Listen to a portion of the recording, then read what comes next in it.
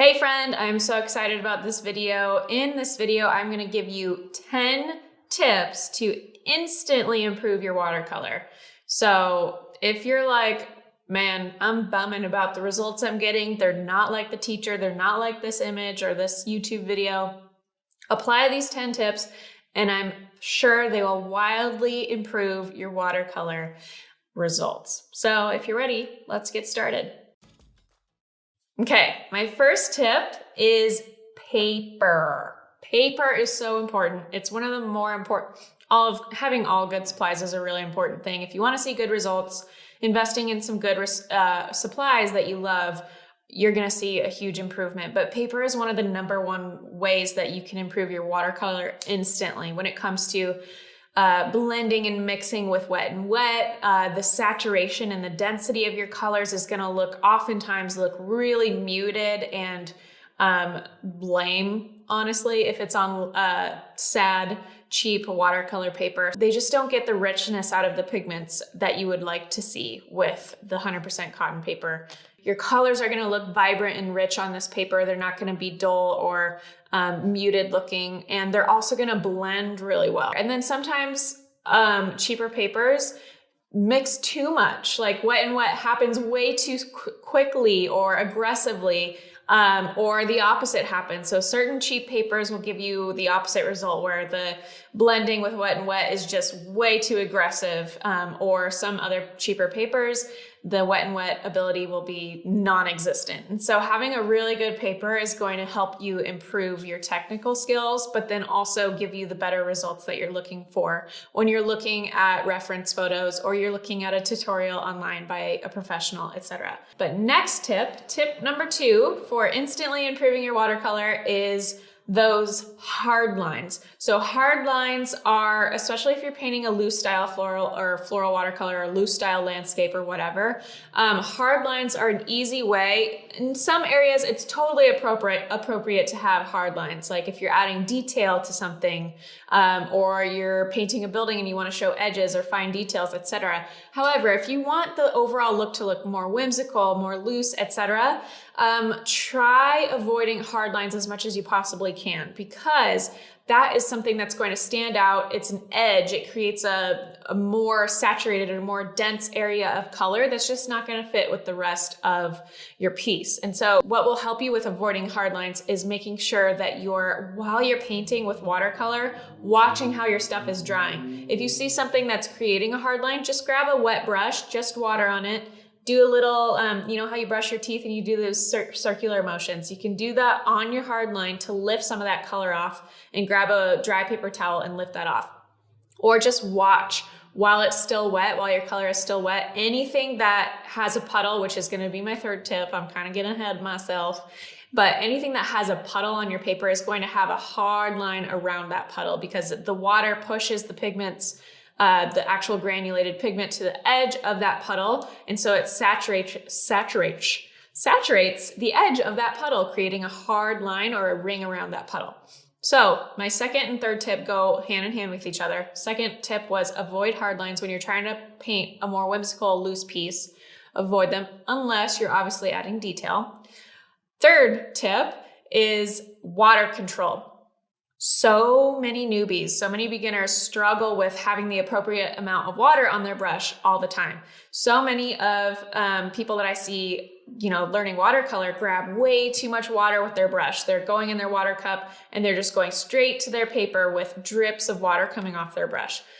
Unless you're doing a huge petal or a huge swatch or some sky or something like that, you don't need that much water. And if you do have that much water and you're going to paint an area that's an inch in size on your paper or something like that, it's going to create a puddle, which is going to create hard lines and those weird rings around certain areas, like the tips of your leaf or whatever.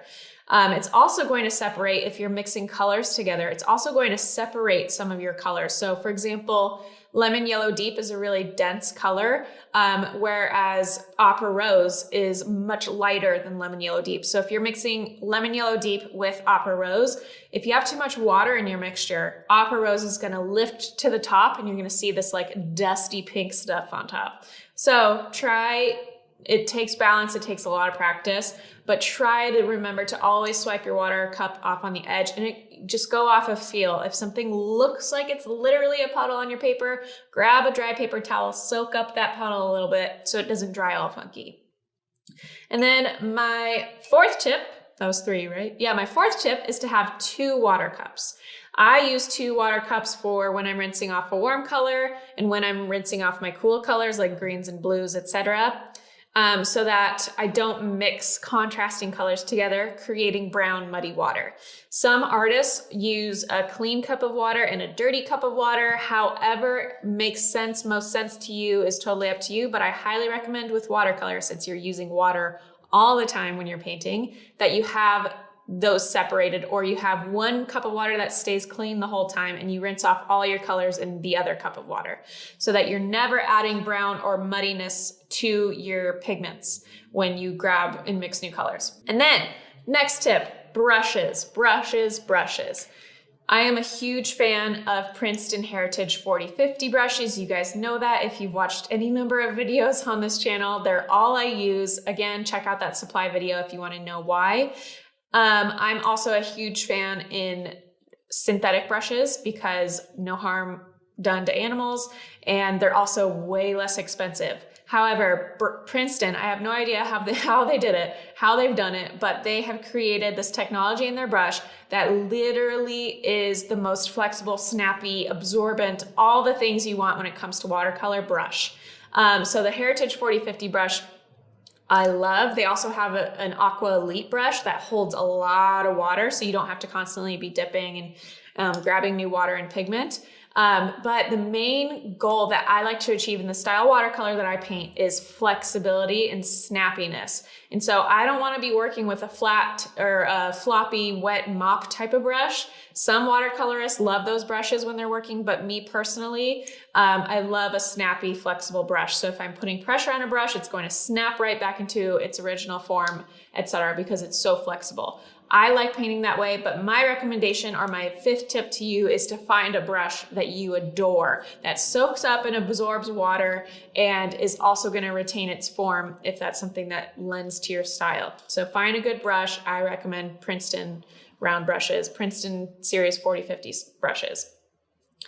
Next tip, choose or purchase or whatever pigments that inspire you. Just because an artist you follow loves and recommends certain colors doesn't mean that it's gonna be your thing. Obviously, all the colors I recommend are incredibly high quality, but some people like to work with more traditional colors or more muted colors and less vibrant colors. So think about your style. Think about what overall inspires you. I'm assuming since you're watching this video, the colors that I use inspire you, but you never know. Think about what actually inspires you. That's gonna make you wanna paint more. And so if you're just painting in somebody else's style or referencing somebody else's colors that inspire them and they're not really inspiring to you, then it might be some sort of subconscious happening. Some subconscious happening, that's not even a phrase. Something subconscious is happening telling you that you're just not clicking with it and you don't really know why. It could be the colors that you're working with. So maybe mix up some more muted colors with the colors that you have, or buy more colors that are something more inspiring to you. Overall though, all the supplies I use, you're going to see a huge improvement in your watercolor skills and end result when you're working with high quality supplies. The quality of your supplies makes a huge difference in your results. It's gonna make you wanna practice more because you're seeing better results than, if you used crappy paper and it wasn't blending properly, or your brush just was hard to work with, or your pigments weren't blending, etc. So working with high quality supplies is first step, foundational thing to elevate your watercolor skills and results. So with that out of the way, the next tip I have, tip number 6, I think. 1, 2, 3, 4, 5, 6, 7. Tip number 7 is to embrace the accidents. So as Bob Ross says, we're all fans of Bob Ross, happy accidents happen. Or accidents happen. And man, Bob Ross did it better than me. Embrace those accidents because you never know when they can turn into a happy accident. There you go. So obviously there's a time to call it quits, but there's so much quality to watercolor that lends really well if you're able to be loose and go with the flow and let those colors blend together and see what happens, and maybe continue to work with it even though you don't like it for the first little bit. Just see how it evolves over time. So embrace those accidents. They can be really, really fun to look at later on, but then also provide a surprise element to your piece that you wouldn't have seen otherwise if you were just being really, really precise and type A about it. Tip number 8, study color theory.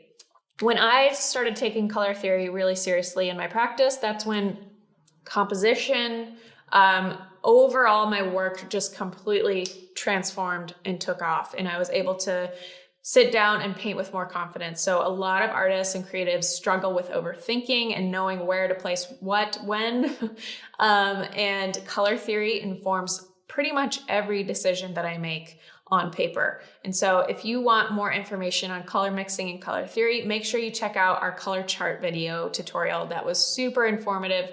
That exercise is transformational to how you paint.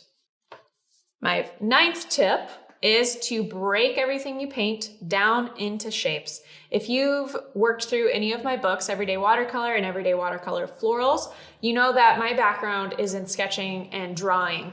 I used to doodle all the time, and I started off with doodling and drawing in journals and in notebooks, etc.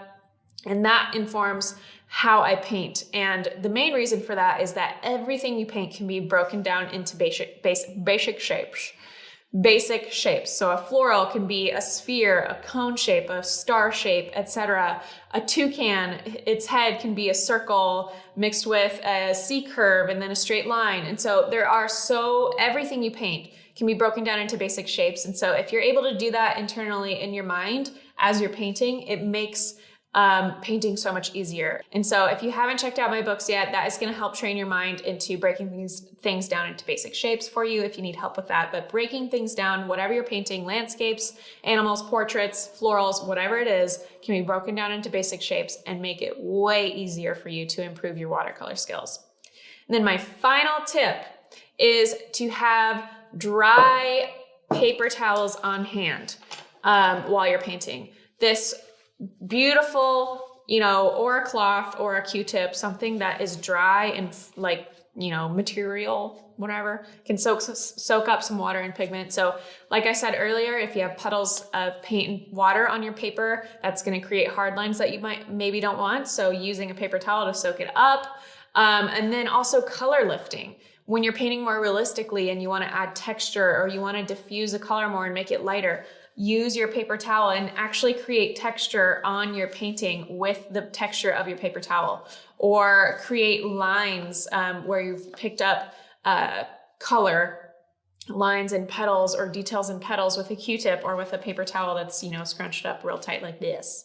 So having a dry paper towel on hand, you should have anyways when you're drying off your brushes and all of that, but just use it. If you've never used it before while you're painting, you might be surprised with the results you can get from lifting color or adding texture to a piece, etc.